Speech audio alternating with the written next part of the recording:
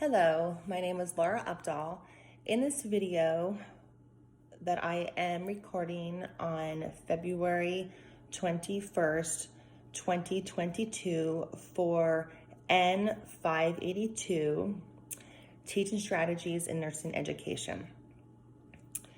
In this video, we will briefly be discussing some major learning theories: behaviorist, cognitive, social learning, psychodynamic, and humanistic, and how these theories can increase a behavior. We will then be briefly describing the ways that each of these behaviors and major theories can be used to decrease or extinguish a certain behavior. We will also be discussing how these learning theories can be used in combination to change behaviors and enhance learning. And we'll be reviewing 3 different types of scenarios also in this video. We'll first be discussing the theories. The behaviorist theory is a basic theory that is considered a teacher-centered model. The learner is considered to be passive and easily manipulated.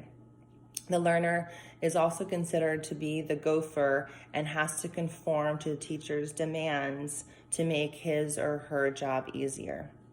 With this theory, once the learner is removed from the setting, the learned behaviors tend to decrease when the learner is put back into their normal environment. One scenario with this is we always hear the term, the nurse always eat their young. With this theory, a lot of times the preceptor will take advantage of the preceptee and have them basically do all their dirty work that they don't want to do, which obviously is not conducive for the learner. Another theory that we will be reviewing is the cognitive learning theory. This theory is popular among education and counseling. This theory focuses on changing one's thoughts, perceptions, memory, and processing information. The cognitive theory uses what one already knows and restructures the information for a new understanding.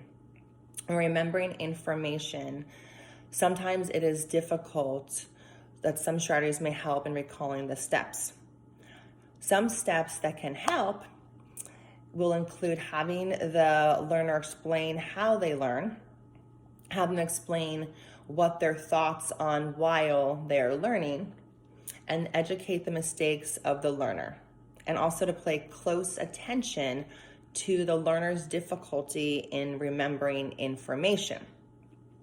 Ways that can help the learner retain information can be to give information in small pieces, use mnemonics, and use life situations that can help with the memory.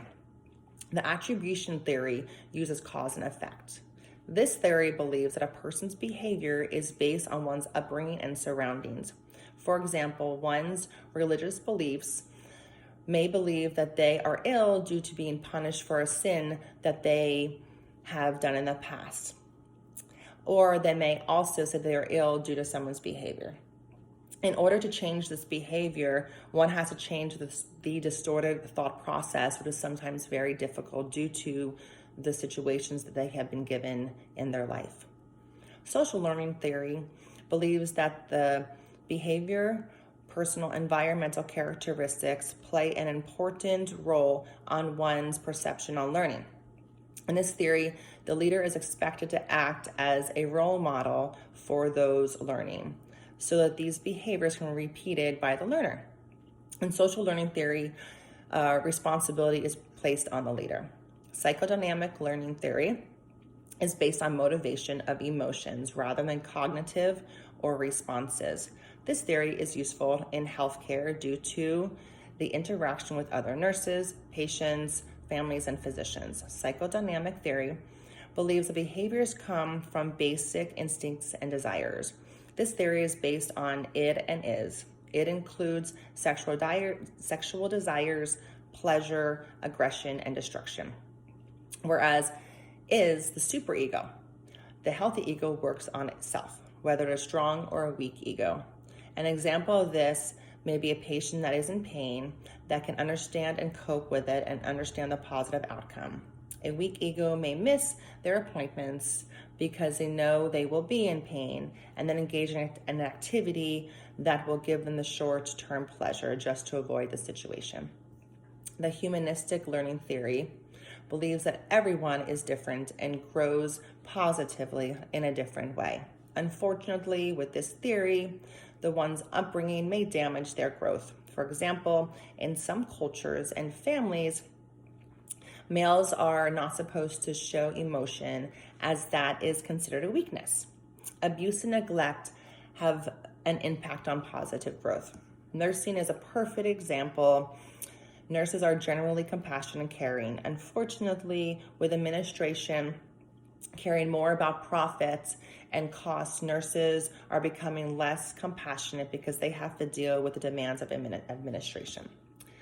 Now we review some scenarios. The first scenario is that you are a staff nurse preceptor and you find the nurse orientee you are working with has difficulty understanding the idea of titrating drugs on the basis of physiologic data. A weakness in which types of learning might be underlying this problem in addressing the orientee's difficulty with the information you would collect. As a preceptor, finding the best way to teach the orientee can be challenging. In this particular situation, the orientee is struggling with cognitive learning theory and psychodynamic learning theory. In working with the orientee, finding how he or she learns can help with retention of information. The orientee may be struggling with the ego and not want to ask questions. In this situation, letting the orientee know that no question is a stupid question and that you are here to help them. Also, let them know that you were once a student, so you understand. When titrating drips, a good way to remember them is to print out the titration order. In the burn ICU, many times we have many drips going on at one time, and a good way is to write down the titrations and max dose on the board to help the titration. Also, learn how your orientee wants to learn. Do they prefer verbal, visual, hands-on, mnemonics, or with diagrams? Another scenario, you are preparing to counsel a nursing student who was failing a nursing class. How would you differ if you based your counseling on the self-efficacy theory versus the attribution theory? Self-efficacy is defined as people's beliefs in their capabilities to mobilize the motivation, cognitive resources, and courses of action needed to exercise control over events in their lives. We may conclude that self-efficacy plays an important role in influencing individuals' motivation and behavior. The attribution theory uses cause and effect. This theory believes that a person's behavior is based on one's upbringing and surroundings. For example, one's religious beliefs may believe that they are ill, once again due to being punished for a sin, or that they are ill doing someone's actions. In order to change this behavior, one has to change the distorted thought process. In preparation of counseling a nursing student who is falling behind in a course, understanding the student's family, backgrounds, beliefs, and motivation is key. In using the self-efficacy theory, exploring the student's hobbies, friends, and family interaction, why they wanted to become a nurse, and study habits may help the student with their motivation in passing the course. Using the attribution theory, understanding the student's upbringing and thoughts on failing the course can help determine the best course of action.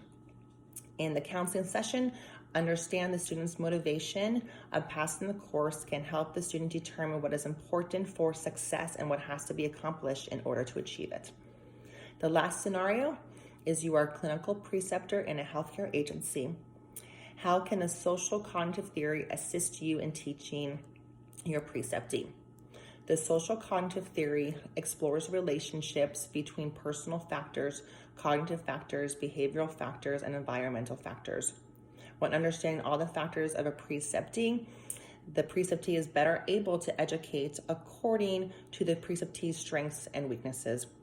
For example, if the preceptee has difficulty with certain subjects and needs a quiet place, but his or her home is not conducive to learning, then recommend staying after class and go to a library where it is quiet. In the healthcare setting, focus on the weaknesses and make them strengths. For example, if you notice the preceptee always makes excuses when approached if asked to help with an IV, next time approach the preceptee and say, we have to put an IV. What time is going to be good for you? When the preceptee becomes aware of the current behavior, willingness to change will start. As you can see in this video, we have reviewed a lot of different theories and a lot of different scenarios with the preceptee and the preceptor. They're all going to be challenging. It is you as the educator to help the preceptee understand the strengths and weaknesses and always to turn those weaknesses into strengths. Thank you very much.